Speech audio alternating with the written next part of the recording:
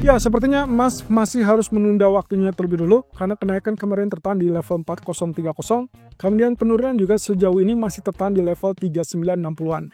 Tapi kira-kira apakah ini akan membuat pola yang sempat terdeteksi dalam 3 hari terakhir itu akan gagal atau justru akan berhasil? Ini dia ulasannya. Oke, kita kembali ke status US dollar atau indeks DXY yang ternyata kembali mengalami kenaikan dan semakin dekat dengan level resisten 100 ya. Jadi kita anggap ini sebagai resisten kedua yang memang harus ditempuh atau akan menjadi penentu tentunya ya. Setelah terjadinya kenaikan di atas zona tengah kemudian menggagalkan ekspektasi kita terkait dengan double top. Nah, berarti nanti pertanyaannya adalah apakah dia akan lanjutkan kenaikan ini atau nantinya dia akan kembali tertekan atau mungkin terbatas kenaikannya. Tapi yang jelas, dengan minimnya data ekonomi, untuk saat ini sepertinya kita masih melihat ada ancaman untuk dorongan lebih kuat untuk masalah US dollar. Tapi itu akan berbeda cerita kalau misalkan kita dapatkan data-data ekonomi yang relatif lebih ringan atau relatif lebih lunak. Seperti yang contohnya tadi malam ya.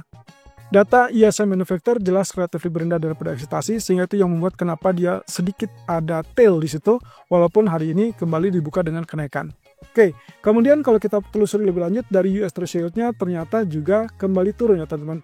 Kemarin dia sempat mengalami kenaikan tapi juga gagal untuk bertahan, lalu kemudian ditutup dengan doji candle. Jadi kalau melihat area candle seperti ini, ada rejection dan kemudian berarti kita terfokus dengan candle panjang ini, dan ini adalah 50% area. Berarti dia masih tetap bertahan, termasuk juga candle hari ini ya. Jadi kalau misalkan lihat ini, saya rasa masih ada peluang mungkin saja nantinya emas ataupun dolar bergerak beriringan. Tapi kalau misalkan kita perhatikan secara teori, maka saat kita mendapatkan US Treasury mengalami penurunan, berarti harusnya US dollar juga akan relatif kembali melemah. Nah, di sisi lain terkait dengan pound sterling, lagi-lagi saya ingatkan kita akan fokus dengan sampai tunggu BOE meeting di hari Kamis.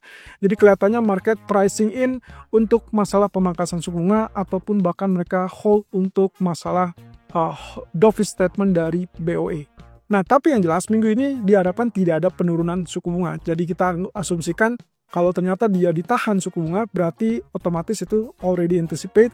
Kalaupun ternyata terjadi penurunan, ya maka itu akan menjadi kejutan. Dan itu yang menjadi faktor surprise yang paling besar. Sehingga kalau Anda lihat di sini dia tembus di bawah area yang kita harapkan sebagai pembalikan. Ternyata tidak gagal. Di satu sisi, tolong perhatikan seperti ini teman-teman. Kalau saya langsung ambil figur seperti ini, maka yang saya khawatirkan saat ini adalah terjadinya double top. Berarti kalau gitu level neckline sedang diuji dan sejauh ini masih tetap bertahan di zona neckline tersebut. Yang artinya berarti 1, 2, 3 candle berturut-turut dia masih tetap bertahan di area neckline. Kita butuh trigger, kita butuh pemicu, baik itu untuk reversal, bullish ataupun bahkan tekanan bearish kembali.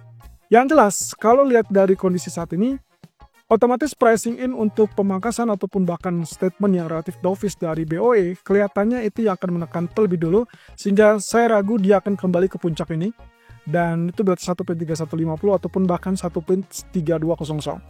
Berarti kalau begitu asumsinya adalah dia stabil di situ, untuk sebentar lagi dia akan mengalami pecah bagian support ataupun tembus area support. Berarti juga kalau misalnya kita asumsikan bahwa itu bisa saja terjadi yang namanya bearish rectangle, ya saya setuju ya, posisinya ini mungkin akan menjadi bearish rectangle yang cukup bisa dikategorikan cukup ideal. Sehingga nantinya pecah ataupun tembus 1.3090-an itu akan lanjutkan penurunan, dan saya khawatir kita akan lihat lagi area 1.2990 ataupun 1.2960. Tapi lagi-lagi ini mungkin cukup panjang sehingga akhirnya saya perlu mengingatkan kembali bahwa range harian dari pound sterling ataupun euro itu masih tetap identik dengan range target sekitar 50-70 dolar atau 70 poin. Tidak lebih tinggi dari itu, karena ya notabene dari beberapa waktu terakhir kita hanya melihat pergerakan yang relatif terbatas. Oke, kalau begitu kita tinggal tunggu saja apakah akan ada kejutan dari BOE di hari Kamis apa tidak. Tapi untuk sementara waktu, karena dolar juga status masih terlalu kuat, jadi kita asumsikan bahwa ini adalah dampak dari penguatan dolar, sehingga penurunan atau pelemahan dari pound sterling masih layak untuk diikuti sebagai zona sell. Sebaliknya untuk crude oil, kalau Anda simak dengan apa yang diulas di live streaming kemarin, saya sempat mengatakan bahwa perhatikan zona yang kita tandai, dan itu merujuk kepada potensi yang namanya inverse head and shoulder. Oke, walaupun kemarin dia gagal untuk melakukan kenaikan di atas zona ini, tapi teman-teman bisa perhatikan penurunan juga tertahan di zona yang kita tandai. Artinya, lagi-lagi, meskipun kita punya kekhawatiran ini adalah double top, tapi pada dasarnya belum tentu jadi double top. Karena kita juga punya prediksi bisa saja bentuknya akan seperti demikian. Kalau ini yang terjadi, Anda bisa bayangkan ini adalah bullish flag ya. Berarti ini bullishnya, lalu kemudian ini adalah flagnya. Kalau memang dia betul turun sampai sini dan tertahan, maka harapan berikutnya adalah dia mulai kenaikan. Nah, otomatis dari kenaikan ini, kalau saya asumsikan ini bearish flag pun atau bullish flag dengan penurunan di dalam trend channel, coba perhatikan struktur secara garis besarnya. Kalau kita asumsikan digabungkan dengan sisi yang ini, maka di bagian right shoulder itu adalah bagian bullish flag. So, dengan demikian inverted head and shoulder ini akan jauh lebih kompeten untuk kedepannya. Dan itu berarti juga kita masih tetap incar buy dengan teritori yang sama, dengan asumsi bahwa dia akan naik kembali tembus 61 ataupun bahkan tembus $62 per barel. Nah, ini kesempatan ini dikarenakan juga karena keputusan OPEC kemarin yang kecenderungannya hanya menaikkan produksi sedikit saja 137.000 barrel per hari. Ditambah lagi rencana mereka untuk menghentikan kenaikan produksi di kuartal pertama 2026. Saya rasa itu akan menunjang untuk kemungkinan potensi bullish ke depan. Walaupun dengan catatan ancaman bearish juga masih tetap ada. Selama dia tidak naik di atas $62, maka kemungkinan dia akan kembali menguji level 58 atau bahkan lebih rendah ke level 55. Jadi, inverse head and shoulder itu akan gagal kalau dia sampai tembus di bawah $58. Jadi hati-hati kalau misalkan ternyata kita mengincar buy, sebaiknya pasang stop loss, dan kalau misalkan melihat ada gejala untuk tembus 58, Anda switch strategi menjadi sell. Oke, untuk emas sendiri kita masih tetap dibayangi oleh pola yang kita curigai sebagai descending broadening wedge. Jadi arealnya kurang lebih seperti ini, dan kita sudah pernah lihat beberapa kasus yang terjadi di bulan Desember 2021 ataupun Agustus 2025. Peluangnya adalah terjadinya kenaikan atau reversal bullish. Jadi setelah catatannya dia mengalami penurunan seperti ini, maka eksitasi berikutnya adalah dia secara bertahap akan kembali melakukan trial kenaikan dan akhirnya tembus di areal resisten ini. Nah, nantinya dia akan mencapai target 4150-an, tapi lagi-lagi saya ingatkan inilah dampak berikutnya. Asalkan syarat utama mutlak harus dipenuhi, yaitu penembusan di atas 4040. Kebetulan saat ini resisten semakin landai, semakin rendah, dan tadinya 4075 turun ke 4060 dan sekarang ini 4040-an. Nah, berarti konteks untuk berikutnya adalah kalau kita perhatikan dari support yang saya tandai di sini, ini sebetulnya masih tetap juga legal kita gunakan sebagai bantuan. Berarti kalau begitu, yang kita perhatikan dari pola ini sangat jelas bahwa low-nya semakin tinggi, sehingga kita asumsikan bahwa ada peluang untuk kenaikan tersebut. Dan tadi siang dia sudah sempat sentuh zona buy kita, yaitu areal 3966. Karena hari ini kita melakukan buy atau strategi buy di areal 396567.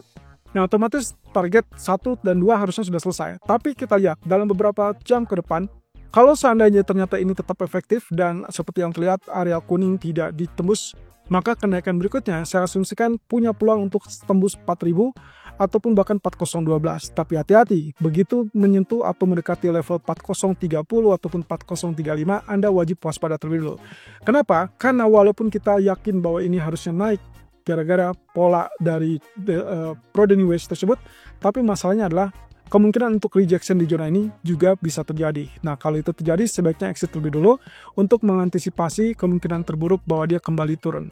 Nah, tapi kalau lihat dari secara ringkas, saya bisa saja mengartikan ini adalah peluang dari bullish flag, karena berarti otomatis di sini kita anggap kenaikannya, kemudian di sini koreksinya, dan akhirnya berujung kepada kenaikan. So, yes, untuk saat ini dan beberapa jam ke depan, kalau teman-teman melihat angka tidak tembus di bawah 3960, tetap lakukan buy.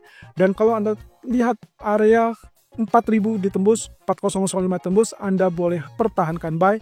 Dan kalau sudah mendekati level 4035 ataupun 4040, sebaiknya Anda exit atau Anda tunggu beberapa waktu. Jika memang ternyata dia lanjut tembus, Anda boleh lanjutkan pertahankan buy. Tapi sebaliknya, skenario bearish itu diperkirakan akan turun kalau misalkan dia gagal tembus zona 4040 untuk kembali ke zona 3980-an. Jadi ada hati-hati di areal tersebut. Nah, sedangkan kalau kita perasari dari grafik daily, ini masih tetap menunjukkan bahwa koreksi masih tetap normal, sehingga areal yang terlihat dari sejak 2 minggu terakhir, dia tetap bertahan di antara 38,2% dan 50%. So, praktis secara keseluruhan, bullish masih tetap ada, dan kelihatannya semakin terbuka, terutama kalau misalkan dalam waktu dekat bisa dan mampu untuk tembus di atas 4040.